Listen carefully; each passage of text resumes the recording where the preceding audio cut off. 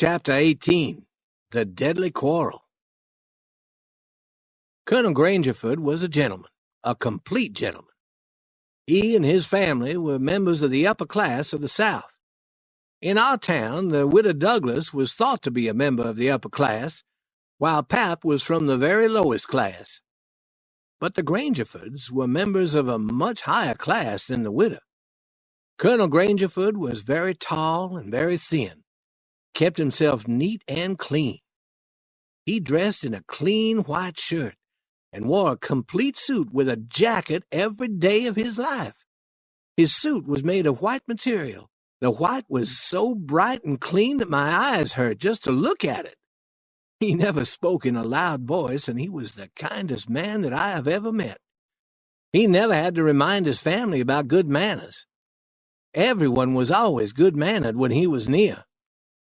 When Colonel Grangerford and his wife arrived at the breakfast table in the morning, the other family members stood up from their chairs and said, "Good morning."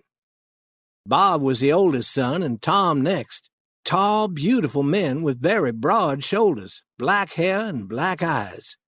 They dressed in pure white suits like their fathers and wore expensive hats. One sister's name was Charlotte. She was 25 and was tall and proud and beautiful. Her sister Sophia was 20 and kind and gentle and sweet. Each member of the family had a black slave to work for him. I was given a black slave too, but he didn't have much work to do since I wasn't accustomed to having a slave. These were all the people who remained in the family then, but the family had once been larger. 3 sons had been killed and a daughter, Emmeline, had died. The colonel owned many farms and more than 100 black slaves. The Grangerfords had many cousins living on nearby farms. The cousins would visit for 5 or 6 days, during which the Grangerfords would give parties for them and picnics and dances. The men who came to visit always brought their guns with them. There was another upper-class group of families named Shepherdson living in the same area.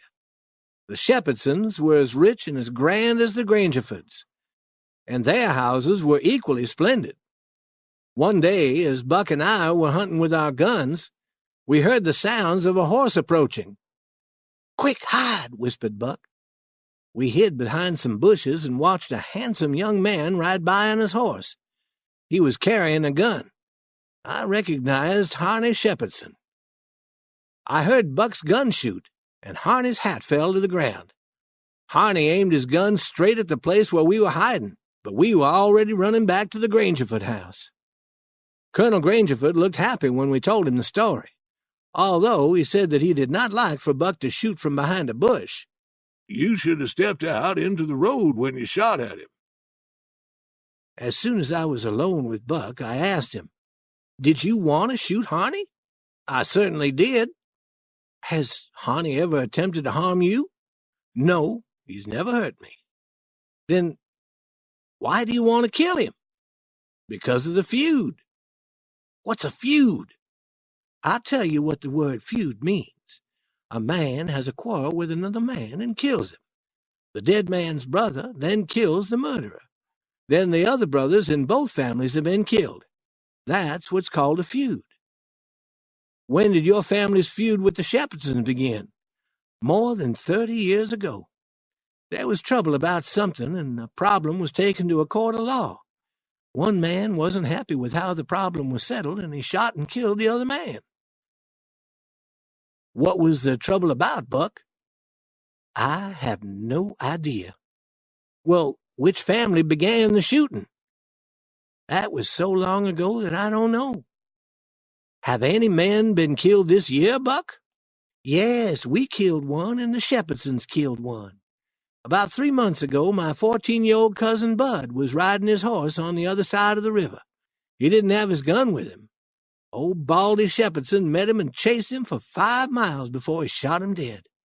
By the end of the week, one of the Grangerford cousins had killed old Baldy. The following Sunday, we attended church service 3 miles away. The men, including Buck, took their guns with them and sat in church with guns in their arms. The Shepherdsons attended the same church, and their men also sat holding guns. The minister talked about brotherly love and faith and doing good works.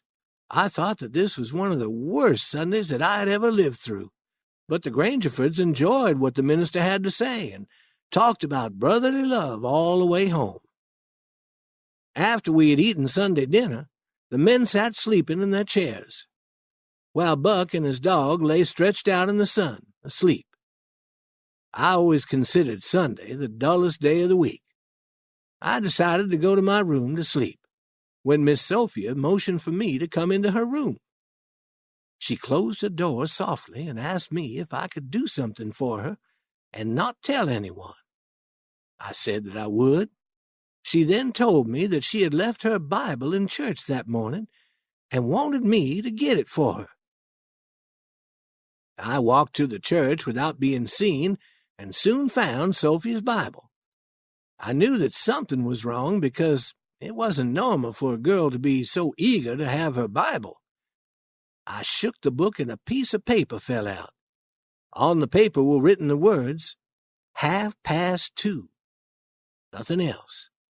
2:30 must mean a time of day, 30 minutes after the hour of 2 o'clock. I could figure nothing more from the note, so I returned it to the Bible and hurried to Miss Sophia. Miss Sophia was waiting for me in her room. She took the Bible and shook it until the paper fell out. As soon as she read it, she looked happy. Again she asked me not to tell anyone. Her face turned red for a few minutes and her eyes seemed to shine. I asked her what the message on the paper meant, and she said that it was nothing, only a bookmark to keep her place in the Bible. Then she told me to go away and play. I walked to the river, thinking about that message, and soon noticed that my black slave was following me. When we were out of sight of the house, he came up to me and said, "If you come up the river with me a short distance, I'll show you a nest of dangerous snakes." There's something strange about this, I thought to myself.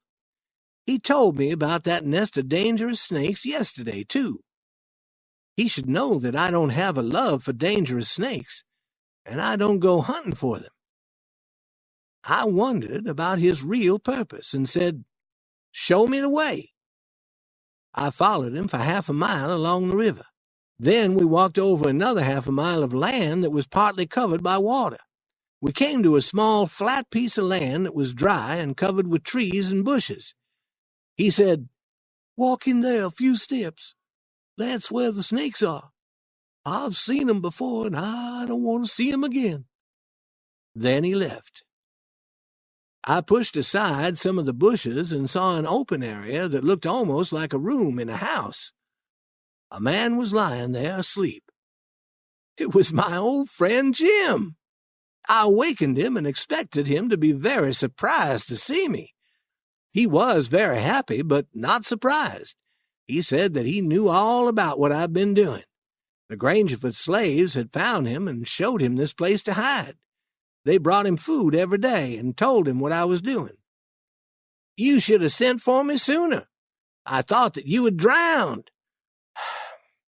Why did you wait to let me know you were safe?" I wanted to repair the raft first. "What raft?" Our old raft. "I thought our raft was destroyed when we were hit by that large boat." Parts of it were damaged, but I was able to repair the damage. We lost most of our supplies, but I've been buying new pots and pans and other supplies." "How did you find the raft?" The slaves found it and told me about it. I bought it from them. They were happy to get the money. I don't want to talk much about the next day. I awakened very early and noticed that the house was very quiet. Buck was not in bed beside me. I ran outside and asked my black slave where the Granger-fords had gone. "Don't you know?"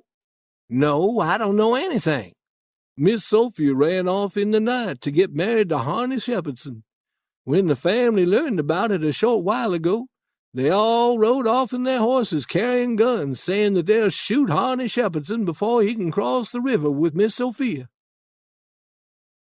I started running along the river road as fast as I could. I could hear guns at a distance. When I got near the store, I could see 4 or 5 men on horses screaming to some boys who were hiding behind a woodpile. I climbed up into a tree to be able to see better. The boys behind the woodpile shot one of the men on horseback. The other men jumped off their horses to help the wounded man. That gave the boys time to run, but the men were soon after them. I suddenly realized that the boys were Buck and his cousin Joe. They ran behind a woodpile that was beneath my tree. I called to Buck, and he was surprised to see me. He said that he and his cousin would kill some Shepherdsons before the day was ended. His father and his 2 brothers were already killed. I asked him what had become of Harney and Miss Sophia, and he said that they had gotten safely across the river. Suddenly I heard bang, bang, bang from 3 or 4 guns. The Shepherdson men had come quietly from behind without their horses. The boys ran for the river. Both of them were injured. "Kill him! Kill him!" the men shouted. I became so sick that I almost fell out of the tree. I won't tell all that happened next. It makes me so sick just to think about it. I wish that I had never met the Granger-fords. I stayed in the tree until nighttime. Sometimes I heard guns far in the distance, and twice I saw groups of men ride by on their horses. I felt very guilty, and as though the fault were mine. I knew now that the piece of paper in the Bible meant that Miss Sophia was to meet Harney at 2:30 in the morning and run off with him. If I had told her father about that message, all of this would not have happened. When I climbed down from the tree, I walked quietly along the shore of the river and found 2 bodies lying in the water. I dragged them out of the water and covered their faces. I cried as I covered Buck's face, because he had been a very good friend to me. It was dark now. I never returned to the Granger-ford house. I went directly to the place where Jim was hiding. We got on the raft and started down the river.